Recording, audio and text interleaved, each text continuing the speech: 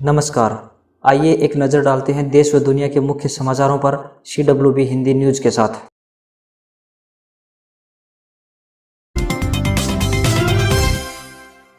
हरियाणा में रेवाड़ी के ललिता मेमोरियल अस्पताल के चिकित्सक दंपति डॉक्टर घनश्याम मित्तल व डॉक्टर सीमा मित्तल द्वारा तैयार की गई PPE किट को मानकों के अनुरूप मानते हुए भारत सरकार ने मान्यता दे दी है, जिससे चिकित्सक दंपति ने इसे अपने साथ साथ रेवाड़ी का सम्मान भी बताया है। डॉक्टर घनश्याम मित्तल ने बताया कि चिकित्सक होने के नाते कोरोना महामारी से चिकित्सकों व मेडिकल स्टाफ की सुरक्षा के मानकों पर खरा उतरने वाली PPE किट बनाना उनके लिए बड़ी चुनौती थी, परंतु उन्होंने चाइनीज किट के मुकाबले सुरक्षा मानकों का ध्यान रखते हुए उतारने व पहनने में संक्रमण से बचाव को ध्यान में रखते हुए किट का डिजाइन किया है। लोकल स्तर पर निर्माण व संसाधनों की कमी के बावजूद वह ऐसा करने में सफल रहे तथा भारत सरकार से मंजूरी मिलने हमारे लिए ही नहीं बल्कि रेवाड़ी व प्रदेश के लिए भी गर्व की बात है। उन्होंने कहा कि उनका मुख्य उद्देश्य किट तैयार कर सस्ते दामों पर मुहैया करवाना, कोरोना महामारी के खिलाफ लड़ाई में अपना सहयोग देना है।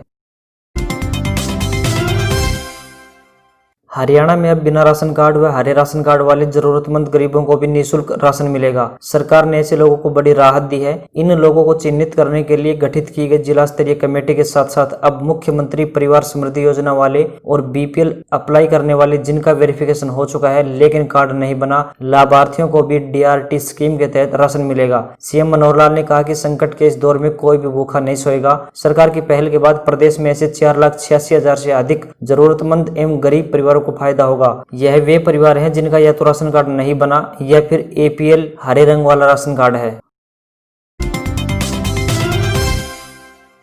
हरियाणा सरकार ने बड़ा फैसला करते हुए कैंसर व किडनी के सभी मरीजों को हरियाणा में पेंशन देने की घोषणा की है। सामाजिक न्याय व अधिकारिता मंत्री ओम प्रकाश यादव ने शुक्रवार को चंडीगढ़ में एक मीडिया टीवी से यह जानकारी एक्सक्लूसिव बात में साझा की। यादव ने बताया कि कैंसर व किडनी के सभी मरीजों को दवाई भी अब उनके सभी स्वास्थ्य केंद्रों पर मिले, इसका निर्णय भी सरकार ने लिया है ताकि इन मरीजों को महंगी दवाइयों को न खरीदना पड़े। उन्होंने कहा कि हरियाणा में एड्स पीड़ितों को भी पेंशन व दवाइयों की सुविधा पहले ही दे चुके हैं। ओम प्रकाश यादव ने कहा कि प्रवासी मजदूरों के लिए हरियाणा में अब यह छूट दी गई है कि उनका राशन कार्ड किसी भी राज्य से बना हो, सभी को ये सुविधाएं प्रदान की जाएंगी। उन्होंने कहा कि कोरोना वायरस के भ्रामक प्रचार व अफवाह से डरने की जरूरत नहीं है, बल्कि एहतियात बरतें।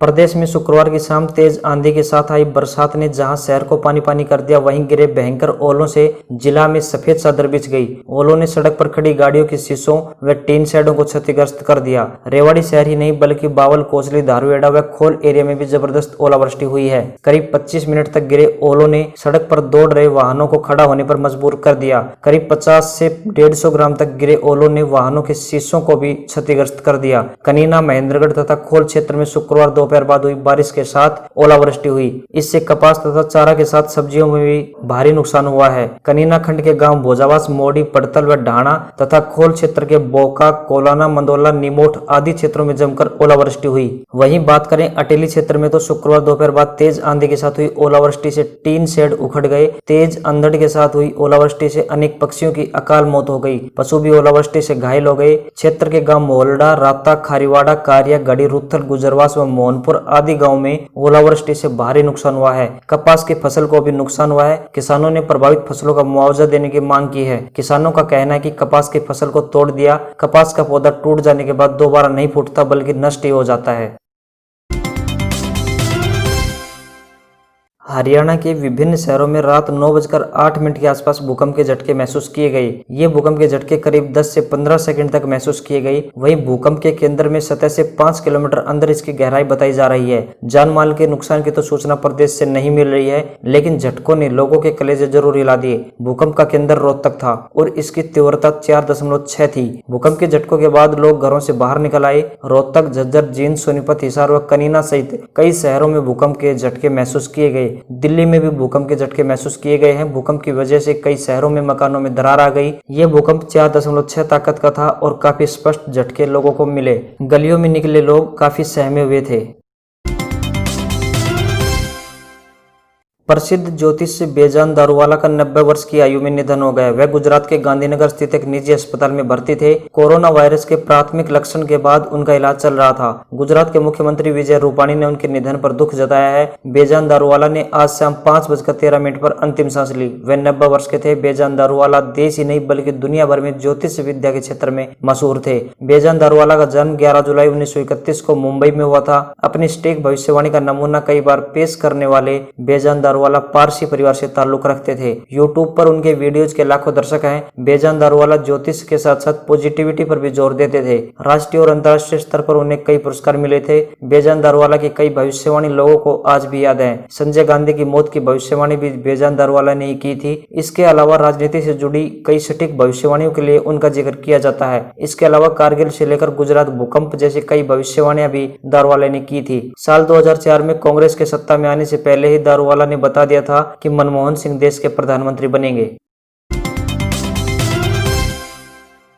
छत्तीसगढ़ के पूर्व मुख्यमंत्री अजीत जोगी का शुक्रवार को 74 साल की उम्र में निधन हो गया है। उनके बेटे अमित जोगी ने ट्वीट करके इस बात की जानकारी दी है। छत्तीसगढ़ के पूर्व मुख्यमंत्री अजीत जोगी इस दुनिया से चल बसे हैं, लेकिन उन्होंने राजनीति में ऐसी छाप छोड़ी है जो सदियों तक याद की जाती रहेगी। अजीत जोगी का निधन हो गया। वे लंबे समय से बीमार चल रहे थे। दिल का दौरा पड़ने के बाद उन्हें रायपुर के अस्पताल में भर्ती कराया गया था। वह 20 दिन से अस्पताल में भर्ती थे। प्रधानमंत्री नरेंद्र मोदी ने छत्तीसगढ़ के पूर्व मुख्यमंत्री अजीत जोगी के निधन पर दुख जताया है। पीएम मोदी ने कहा है कि अजीत जोगी के निधन से दुखी हूं। पीएम मोदी ने ट्वीट कर कहा है कि अजीत जोगी को जनसेवा का शौक था। उन्होंने नौकरशाह और एक नेता के रूप में कड़ी मेहनत की। वह गरीबों विशेषकर आदिवासी समुदाय के जीवन में एक सकारात्मक बदलाव लाने के लिए प्रयासरत रहे। उनके निधन से दुखी हूं। उनके परिवार के प्रति संवेदना। वहीं मध्य प्रदेश के मुख्यमंत्री शिवराज सिंह चौहान ने भी अजीत जोगी के निधन पर दुख जताया है। उन्होंने ट्वीट कर कहा कि छत्तीसगढ़ के वरिष्ठ नेता और पूर्व मुख्यमंत्री अजीत जोगी जी के निधन से दुखी हूं। मैं उनके चरणों में श्रद्धा सुमन अर्पित करता हूं। मेरी संवेदनाएं शोकाकुल परिवार के साथ हैं। ईश्वर दिवंगत आत्मा को शांति दे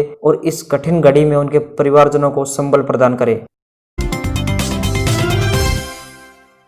अगली खबर पड़ोसी देश पाकिस्तान से। पाकिस्तान की राजधानी इस्लामाबाद में हिजबुल सरगना सैयद सलाउद्दीन पर जानलेवा हमला हुआ है। बताया जा रहा है कि सलाउद्दीन गंभीर रूप से घायल हो गया है। पाकिस्तानी खुफिया एजेंसी ISI पर हमले की साजिश रचने का शक है। बताया जा रहा है कि पिछले कई दिनों से ISI सलाउद्दीन से नाराज थी, जिसके चलते उस पर जानलेवा हमला करवाया गया। घायल सलाउद्दीन को इलाज के लिए अस्पताल में भर्ती कराया गया है। यह जानकारी पाकिस्तानी खुफिया एजेंसी के एक उच्च अधिकारी ने दी है। सूत्रों का मानना है कि इस हमले का सीधा कनेक्शन ISI और सलाउद्दीन के बीच हालिया गतिरोध से है। मूल रूप से जम्मू कश्मीर का रहने वाला मोहम्मद यूसुफ शाह उर्फ सैयद सलाउद्दीन दशकों पहले पाकिस्तान भाग गया था। इसके बाद उसने वहीं रहकर ISI की सरपरस्ती में भारत विरोधी गतिविधियों को चलाना शुरू कर दिया। हाल में कश्मीर में मारा गया आतंकी रियाज नाइकू हिजबुल मुजाहिदीन का ही कमांडर था। कश्मीर में आतंकी वारदातों में कमी आने पर ISI ने सलाउद्दीन पर गतिविधियां बढ़ाने के लिए दबाव बढ़ा दिया। माना जा रहा है कि इसी दबाव के चलते सलाउद्दीन पर हमला कर उसे डराया गया है। सैयद सलाउद्दीन जम्मू कश्मीर के बडगांव का रहने वाला है। उसका जन्म 18 फरवरी 1946 को बडगांव में हुआ था। सलाउद्दीन के परिजन भारत में रहते हैं, लेकिन वे पाकिस्तान में रहकर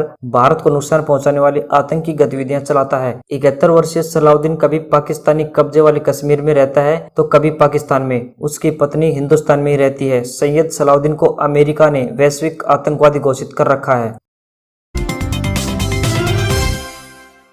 लॉकडाउन 4 के इस अंतिम कारोबारी दिन शुक्रवार को सोना और चांदी दोनों सस्ते हुए हैं। बुलियन मार्केट में गुरुवार के मुकाबले सोने चांदी की कीमतों में गिरावट देखने को मिल रही है। शुक्रवार सुबह 10 ग्राम 24 कैरेट सोने का मूल्य 46,819 रुपए पर आ गया। एक दिन पहले गुरुवार को यह 46,995 रुपए प्रति 10 ग्राम के रेट से बिका था। वहीं चांदी 35 रुपए कमजोर होकर 43,870 रुपए प्रति किलो पर आ गई है। वहीं आज 23 कैरेट सोना यानी गोल्ड 995 में 175 रुपए की गिरावट देखी जा रही है। 23 कैरेट 10 ग्राम सोने की कीमत आज सुबह 46,632 रुपए पर आ गई, जबकि यह गुरुवार को 46,105 रुपए पर पहुंच गया था। वहीं 22 कैरेट सोने की कीमत में 161 रुपए प्रति 10 ग्राम की कमी देखी जा रही है। वहीं 18 कैरेट सोने का मूल्य 35,114 रुपए प्रति 10 ग्राम पर आ गया है। शेयर बाजार की आज क्लोजिंग तेजी के साथ हुई है। हालांकि बाजार की शुरुआत गिरावट के साथ हुई थी और शुरुआती ट्रेंड में बाजार में कमजोरी थी, लेकिन दिन चढ़ते चढ़ते बाजार तेजी से हरे निशान में आ गया। आज के कारोबार में BSE का 30 शेयरों वाला इंडेक्स सेंसेक्स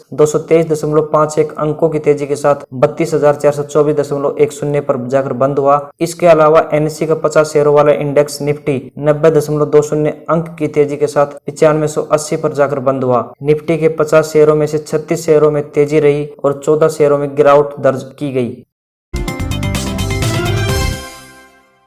अगली खबर गैजेट की दुनिया से। एचएमडी ग्लोबल ने बताया कि वे 43 इंच स्क्रीन वाला नोकिया स्मार्ट टीवी 4 जून को भारत में लॉन्च करने के लिए तैयार है। इसकी बिक्री विशेष रूप से फ्लिपकार्ट के जरिए की जाएगी। इसकी खासियत यह है कि इसमें JBL ऑडियो और डोल्बी विजन सपोर्ट मिलेगा। कंपनी ने कंफर्म किया है कि टीवी को 4 जून को भारतीय बाजार में उतारा जाएगा। नोकिया का 43 इंच स्मार्ट टीवी एंड्रॉइड 9 पाई ऑपरेटिंग सिस्टम पर काम करेगा। डिजाइन और लुक्स के मामले में 43 इंच मॉडल स्लिम बेजल्स और वी शेप स्टैंड मिलेगा। इसमें quad core processor, Mali 450 MP GPU, 2.25 GB RAM और 16 GB स्टोरेज मिलेगा। इसमें 12 वाट के 2 स्पीकर्स मिलेंगे जो डोल्बी ऑडियो और DTS2 सराउंड से लैस होंगे। 43 इंच मॉडल में इन एप्पल्स का सपोर्ट मिलेगा। उम्मीद की जा रही है कि इसमें बिल्ट इन क्रोमकास्ट और ब्लूटूथ वर्जन 5.0 सपोर्ट मिलेगा। इसके साथ ही कंपनी ने टीवी की अनुमानित कीमत का भी खुलासा किया है। कंपनी ने बताया कि इसकी कीमत 31,000 रुपए से लेकर 34,000 रुपए के बीच रखी जाएगी। और अब बात आज के इतिहास की। 1606 सिखों के 5वें गुरु अर्जुन देव का निधन हुआ। 1826 उद्दंत मार्तंड पहली हिंदी समाचार पत्र की शुरुआत हुई, इसलिए 30 मई को हिंदी पत्रकारिता दिवस भी मनाया जाता है। 1867 उत्तर प्रदेश के देवबंद में दार उल उलूम माना जाता है कि यह एशिया का सबसे बड़ा मदरसा है की स्थापना हुई। 1922 वाशिंगटन DC लिंकन स्मारक समर्पित किया। 1975 यूरोपीय अंतरिक्ष एजेंसी का गठन हुआ। 1981 बांग्लादेश के राष्ट्रपति जियाउर रहमान की हत्या हुई। 1987 गोवा देश का 25वां पूर्ण राज्य बना। 2012 विश्वनाथन आनंद 5वीं बार विश्व शतरंज चैंपियन बने। 2013 बंगाली फिल्मों के प्रसिद्ध निर्देशक, लेखक और अभिनेता ऋतुपर्ण घोष का निधन हुआ। 2015 स्टार बल्लेबाज एलिस्टर कुक इंग्लैंड के लिए टेस्ट क्रिकेट में सबसे अधिक रन बनाने वाले खिलाड़ी बने।